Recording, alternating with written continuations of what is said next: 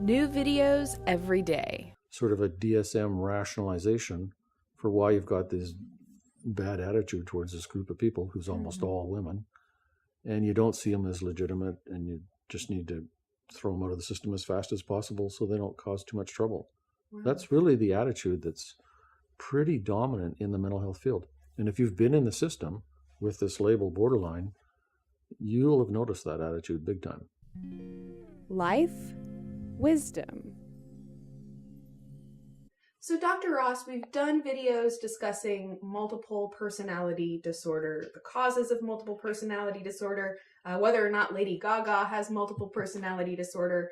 But there's definitely a distinction to be drawn between multiple personality and borderline personality disorders. Maybe you can discuss that a little bit. Right. So that's, on the one hand, very clear, on the other hand, kind of a murky problem. Okay. But in the DSM 3, 4, and now DSM 5, there's this borderline personality disorder.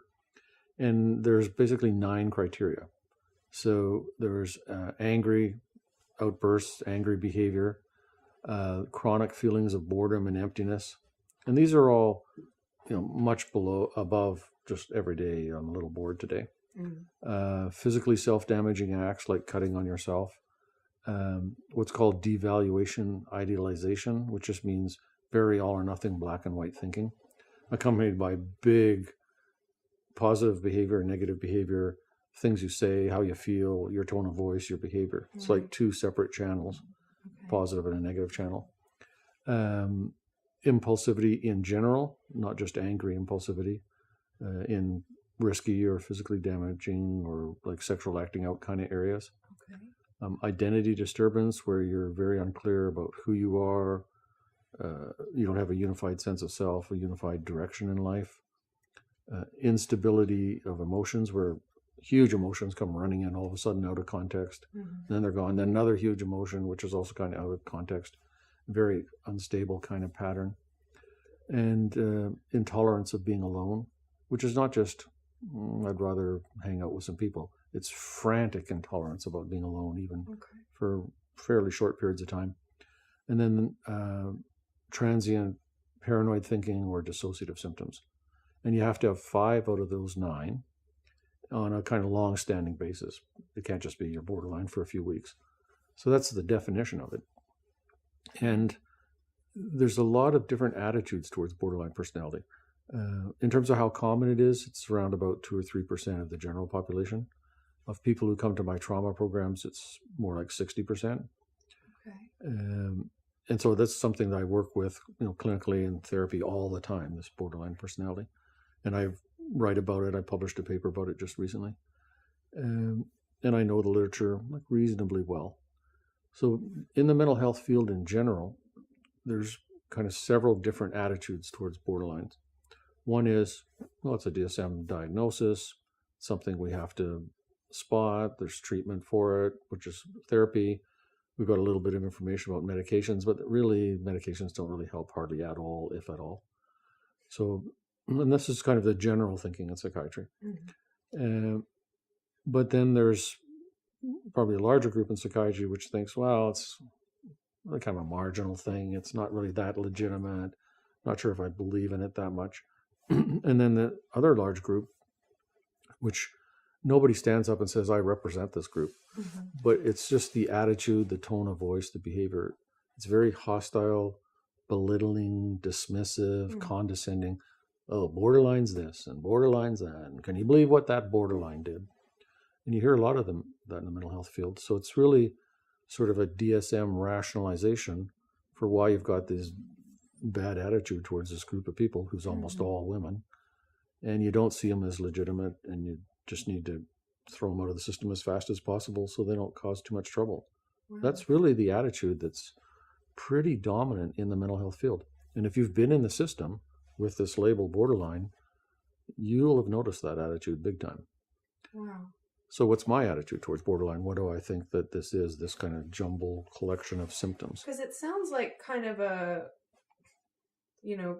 it sounds a little bit like bipolar in some of the things that you Yeah, that's a big described. confusing overlap between bipolar and borderline. And it sounds a little bit like multiple personality Right. and some of the things. So yeah, it does kind of sound like it's just this, kind of morphing of all of these different Right. of all these different conditions. So what it boils down to, as always in psychiatry, is if you go to bipolar disorder, almost all specialists in bipolar think it's a genetic, chemical, brain disease kind of thing, and it causes certain behaviors.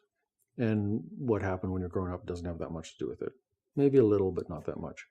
That's the dominant school of thought. Then the dominant school of thought concerning multiple personality, in terms of the people who actually recognize it, work with it, do therapy with it, is it's a way of coping with trauma. It's just too overwhelming when you're a little kid, so you imagine somebody else takes over, and that imagining becomes so intense it becomes subjectively real. It's not literally real. So the whole thing's basically a survival coping strategy, which can be unlearned in therapy, and you're not born with it, and there's not really medication for it. That's the dominant view. And so then borderline personality disorder was actually called borderline personality disorder by two guys, Hawk and Politan.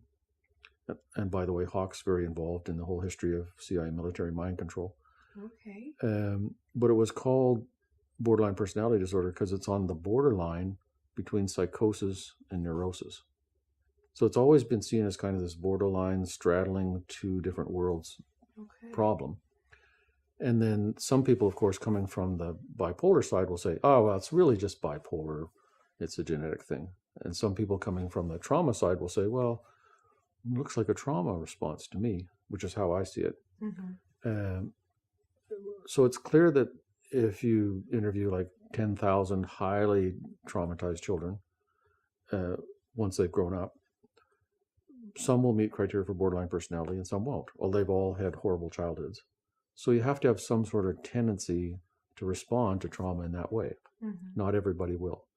But that doesn't mean you're genetically programmed to be borderline without the trauma. And if you just work clinically with people who have this label, huge, like 95+% of the time, you're going to hear a really horrible traumatic childhood.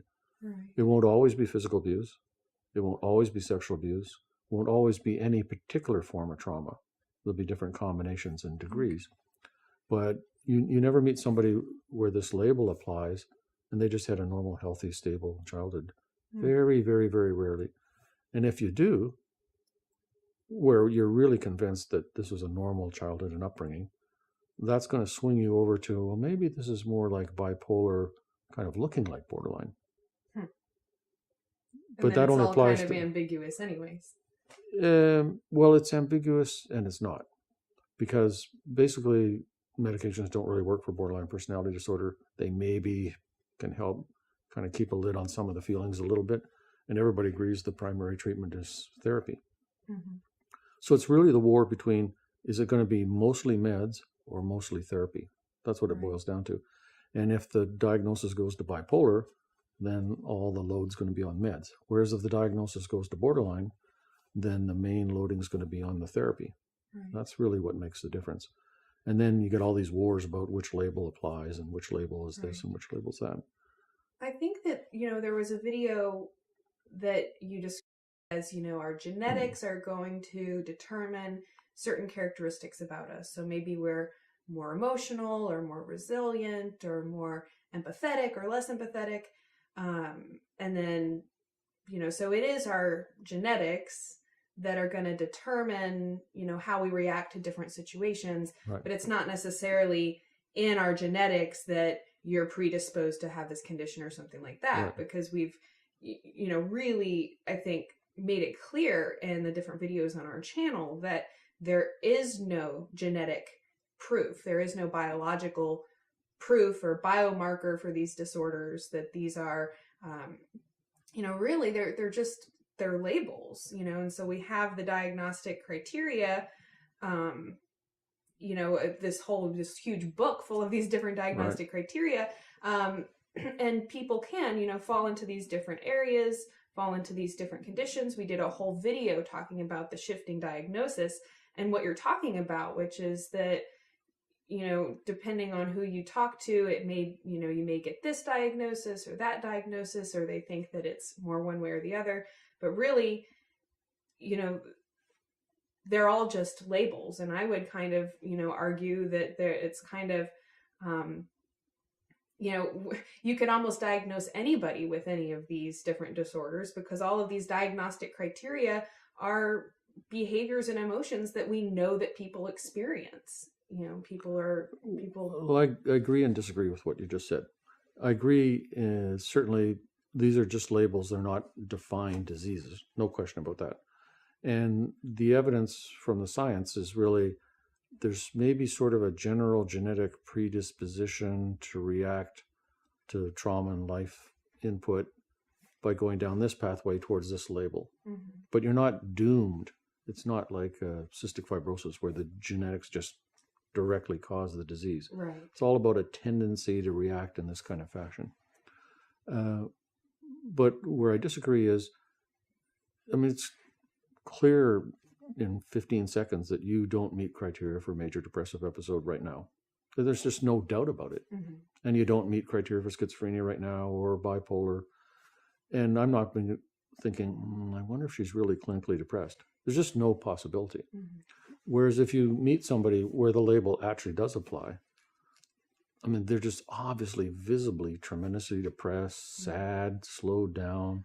All their thinking is negative. They have all these negative beliefs about themselves. They're not sleeping. They've lost weight. And they've been this way for 3 or 4 months. And they weren't that way previously. So in that sense, the label, it's not a disease, but it's an accurate description of how this person is different from this person. Right. And how this person is different from how they were before. Mm-hmm. So we don't have to throw the entire bathwater out, I don't think. Mm-hmm. Well, that's my opinion. Yeah, and I think that really, really illustrates that it's a condition that a person's in. And I actually think that, they call it a mental disorder, and it implies this dysfunction. It implies that something is not working the way that it's supposed to. And, really what, I think we've established in these videos is that, when we have something like multiple personality or these different borderline disorders where there is a traumatic event, it can be, it seems obvious to look and say, okay, well, clearly this is a reaction to that traumatic event. And so the person enters that certain mental condition. Right. And at that point, they're presenting these different diagnostic criteria, these different emotions and behaviors that really, realistically, you could say, well, that's a realistic reaction that anybody could have to that traumatic event. And that's what I say in workshops and in my writings all the time, basically. Right. And when it comes to this borderline personality label, so some labels are kind of helpful. Like if your label is dissociative identity disorder and you go to a therapist who's helpful and you recover from that and you carry on with life. So the label steered you in a healthy direction. Mm-hmm. But borderline personality disorder is most often a negative label that leads you in a negative direction towards, this is not a valid patient, this is a pain in the neck person, just need to get rid of this person. That person needs help. Right. So that's the problem with the label. It's not the theory of it or what's actually written in the DSM, it's the attitude. Mm-hmm. And so often clinicians will not diagnose borderline because they don't want the person to have all that stigma thrown on them. Wow. Even though they meet the criteria. Right. But if you go, oh, this person has borderline personality disorder, they probably had a big trauma history, they need psychotherapy, they get good therapy, they recover, then it's a helpful label.